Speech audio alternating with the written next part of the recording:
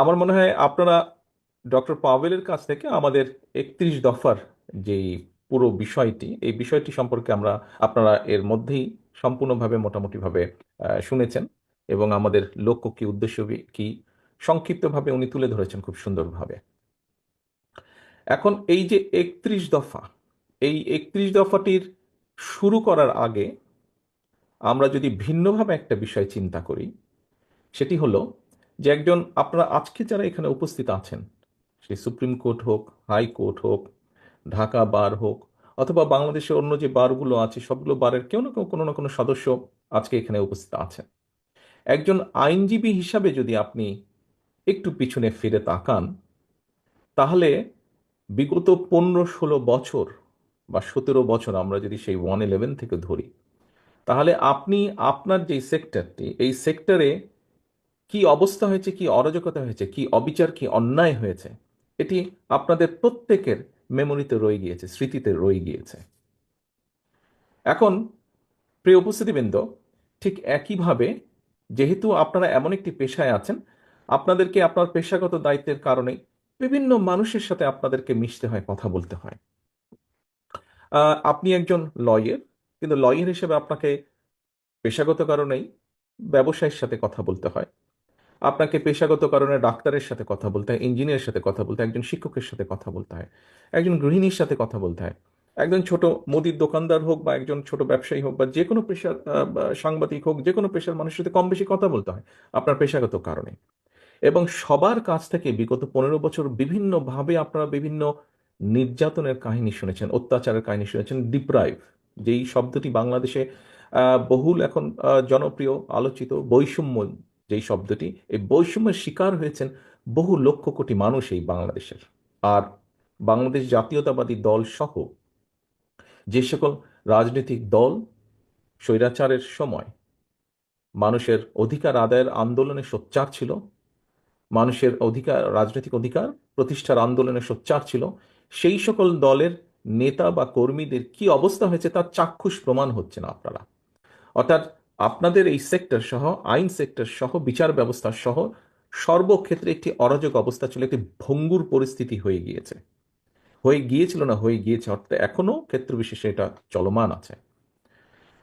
প্রিয় উপস্থিতিবৃন্দ, এখানে বক্তারা উল্লেখ করেছেন আপনাদের কাছে, আমি যতটুকু জানি আপনাদের প্রত্যেকের কাছে একটি ছোট বুকলেটও পৌঁছে গিয়েছে বোধহয় বাই নাও, এই অনুষ্ঠানের শুরুতেই। এবং সেখানে যদি আপনারা দেখেন, সেখানে একটি ডেট লেখা আছে যে কবে আমরা প্রথম এই 31 দফাটি উপস্থাপন করেছিলাম দেশের মানুষের কাছে, দেশের সামনে আমরা উপস্থাপন করেছিলাম। প্রথমে এইটি 31 দফাটি 31 দফা ছিল না, এটি ছিল 27 দফা। এখানে বোরহান সাহেব খুব সুন্দরভাবে বলেছেন ওনার বক্তব্যে যে আমরা শহীদ রাষ্ট্রপতি জিয়াউর রহমান কর্তৃক ঘোষিত যে 19 দফা ছিল, সেখান থেকে আমরা নিয়েছি, যা বর্তমান সময়ের সাথে বা ভবিষ্যতের সাথে সামঞ্জস্যপূর্ণ। সময়ের সাথে কিছু কিছু জিনিস তো অবশ্যই পরিবর্তিত হয়। এরপরে আমরা ভিশন 2030 দেশনেত্রী বেগম খালেদা জিয়া যেটি উপস্থাপন করেছিলেন সেখান থেকেও নিয়েছি। আমরা প্রথমে এটিকে 27 দফা হিসাবে উপস্থাপন করেছিলাম। পরবর্তীতে আমাদের সাথে যে সকল গণতান্ত্রিক রাজনৈতিক দল ছিলেন তাদেরও মতামত নিয়েছি, তারাও কিছু কিছু মতামত নিয়েছেন। তারপরে আমরা এটিকে 31 দফায় নিয়ে আসি। 27 থেকে অন্যান্য যে সকল আমাদের সাথে রাজনৈতিক দল ছিলেন আন্দোলনে, তাদের মতামতের ভিত্তিতে, তাদেরও কিছু সাজেশন ছিল, সেটার ভিত্তিতে আমরা 31 দফায় নিয়ে আসি। এখন এই 31 দফাটি আমরা প্রায় 2.5 বছর আগে দেশের মানুষের সামনে উপস্থাপন করেছি, দেশের সামনে উপস্থাপন করেছি। যেই পয়েন্টটি দিয়ে আমি আপনাদের সামনে আলোচনা, আমার বক্তব্যটি শুরু করেছি, যে প্রত্যেকটি সেক্টর কি অবস্থা হয়েছে সেটি কম বেশি চাক্ষুষ প্রমাণ আপনারা, সেটি বিভিন্নভাবে আপনারা সেই বিষয়ে ধারণা আছে আপনাদের। উপস্থিতিবৃন্দ, বাংলাদেশ জাতীয়তাবাদী দল বাংলাদেশের মানুষের সমর্থনের উপরে ভিত্তি করে এর আগে কয়েকবার রাষ্ট্র পরিচালনা করেছে। যেহেতু বাংলাদেশ জাতীয়তাবাদী দলের রাষ্ট্র পরিচালনার অভিজ্ঞতা আছে, হ্যাঁ, আমরা অতীতে রাষ্ট্র পরিচালনা করেছি, হতে পারে ক্ষেত্র বিশেষে আমাদের কিছু কিছু ভুল হয়েছে, আমরা যেভাবে অনেক জিনিস করতে চেয়েছি হয়তো পারিনি বিভিন্ন সীমাবদ্ধতার কারণে, কিন্তু আমাদের একটি অভিজ্ঞতা আছে, এই দলের অভিজ্ঞতা আছে, এই দলে অভিজ্ঞতা সম্পন্ন মানুষ আছেন যারা রাষ্ট্র পরিচালনার দায়িত্বে ছিলেন। আমরা এই সব কিছুর আলোকে বিবেচনা করে, আলোচনা করে 31 দফাটি আমরা উপস্থাপন করেছি। আমরা দেখেছি যে স্বৈরাচারের সময় বিশেষ করে এটির প্রক্রিয়াটি শুরু হয়েছিল 111 গভর্নমেন্টের সময় থেকে, এবং পরবর্তীতে যে পলাতক স্বৈরাচার তাদের সময় এটি কন্টিনিউ করেছে। আমরা অর্থনীতির কথা বলি, আমরা কৃষির কথা বলি, আমরা শিল্পের কথা বলি, আমরা শিক্ষার কথা বলি, আমরা স্বাস্থ্যের কথা বলি, বিচার ব্যবস্থা তো অবশ্যই আছে। আমরা প্রশাসনের কথা বলি, সেটি সিভিল প্রশাসন হতে পারে, সেটি পুলিশ প্রশাসন হতে পারে, সেটি মিলিটারি প্রশাসন হতে পারে। আমরা যেই সেক্টরের কথা বলি না, কম বেশি প্রত্যেকটি সেক্টরকে ধ্বংস করে ফেলা হয়েছিল, ধ্বংসের দ্বার প্রান্তে নিয়ে যাওয়া হয়েছিল। কেন নিয়ে যাওয়া হয়েছিল, কিভাবে নিয়ে যাওয়া হয়েছিল, এগুলো লম্বা স্টোরি, সেগুলোতে যাওয়ার প্রয়োজন নেই। যেই কথাটি আমি আপনাদের সামনে বলছিলাম যে বাংলাদেশ জাতীয়তাবাদী দল যেহেতু রাষ্ট্র পরিচালনার একটি অভিজ্ঞতা এই দলের আছে, এই দলের সেই সকল ব্যক্তি আছেন যারা রাষ্ট্র পরিচালনা করেছেন, সকলে মিলে সিদ্ধান্ত নিয়েছেন, দেখেছেন অভিজ্ঞতার আলোকে।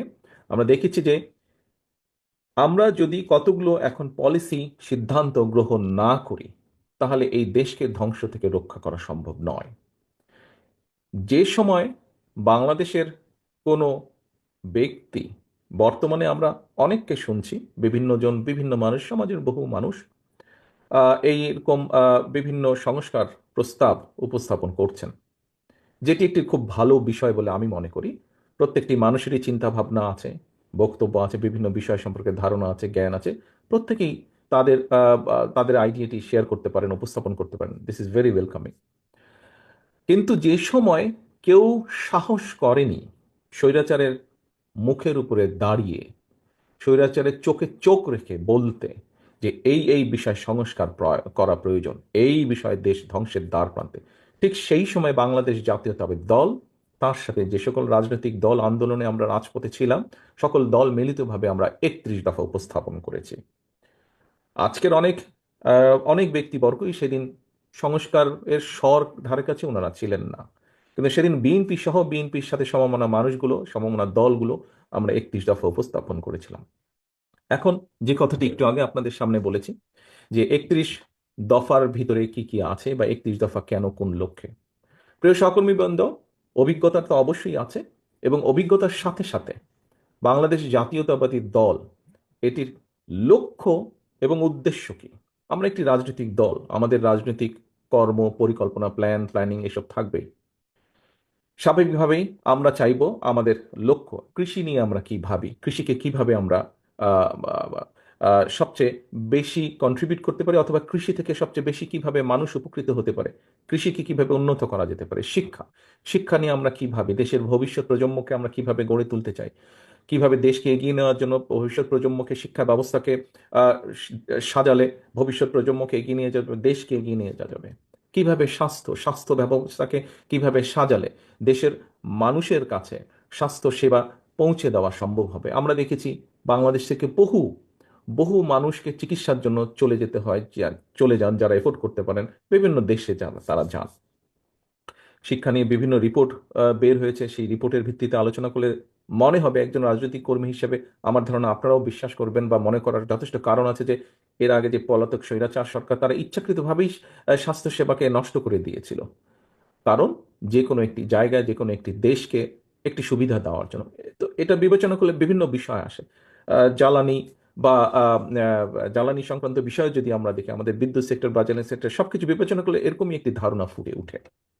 আমাদের দেশের পানি ব্যবস্থা আমরা কিভাবে পানি ব্যবস্থা করতে চাই। কয়েকদিন আগে আপনারা খেয়াল করেছেন যে আমরা বাংলাদেশ জাতীয়তাবাদী দল তিস্তা বাঁচাও এরকম একটি কর্মসূচি সাথে আমরা সম্পৃক্ত হয়েছি, দলের অবস্থান থেকে আমরা কর্মসূচি গ্রহণ করেছি। এই যে এই বিষয়গুলো, শিক্ষা বলেন, স্বাস্থ্য বলেন, দেশের কৃষি বলেন, এই যে তিস্তার কথা বললাম, ফারাক্কার বিষয়ে আমরা উল্লেখ করেছি। আমরা অতীতে যখন দেশ পরিচালনার দায়িত্বে ছিলাম, দেশনেত্রী খালেদা জিয়া, শহীদ রাষ্ট্রপতি জিয়াউর রহমান ফারাক্কা চুক্তি করেছেন, দেশীয় নেত্রী খালেদা জিয়া যখন দায়িত্বে ছিলেন।